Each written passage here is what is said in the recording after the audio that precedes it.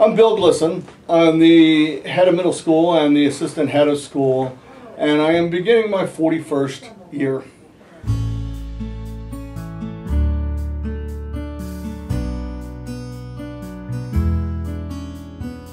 So what was MVS like when you first came to the school?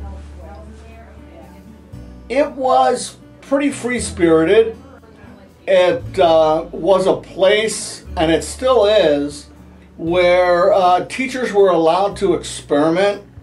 They were allowed to use what worked best for them, and then as a result, the kids got the best that could be offered.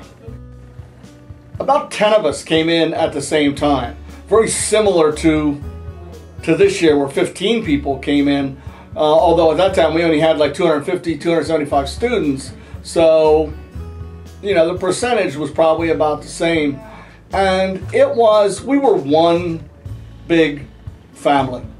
We were all young. We were all in our early to mid 20s. And we did things together.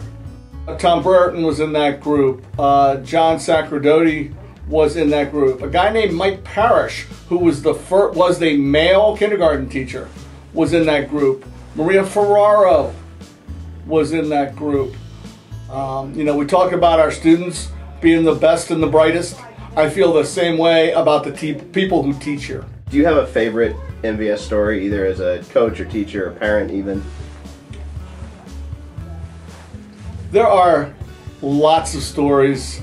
One of the ones that sticks in my head with the parentheses after it, what in the world were you thinking? We were playing middle school basketball down at Summit Country Day, and it was in the middle of the winter.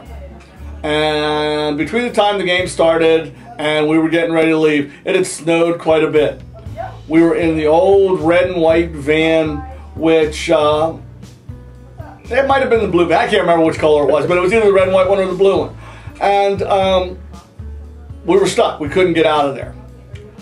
So, great thinker and risk taker that I am, I put 8th grader Debbie Leibowitz in the driver's seat while the rest of us got out and pushed. Fortunately, Debbie was able to put on the brake right after we got out of there. But as I think back on this, I am thinking, what in the world was I thinking? And I've got one more story. We initiated the Washington trip back in the late 1970s. And at that point, nobody was doing overnight trips. Well, on one of these trips, we were pen pals with Sidwell friends. And so, you know, the kids had written back and forth during the year. We were going to culminate by doing the National Zoo together as a group. And we did that, and when we were finished, you know, we all came out. We were on Wisconsin Avenue. We were getting in the vans that we had driven and getting ready to go back to our motel in Arlington. Well, we're driving away, and this kid's running down the sidewalk waving to us, and we're waving back, and he's waving to us, and he keeps going, and we're waving back, and all of a sudden I realize it's Michael Margolis. He's one of ours. And so, fortunately, we were still on Wisconsin Avenue, and it dawned on us that he was ours, and we needed to stop and pick him up.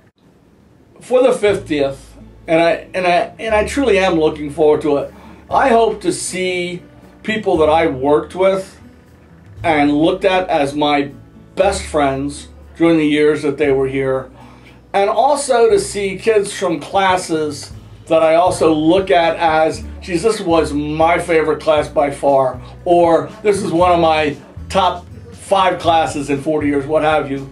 And just being able to do what we just did, tell stories. You know, do you remember when? And undoubtedly, they will come up with things that either, 1, I hadn't thought of in the last 30 years, or 2, something I can't even remember, but was big for them.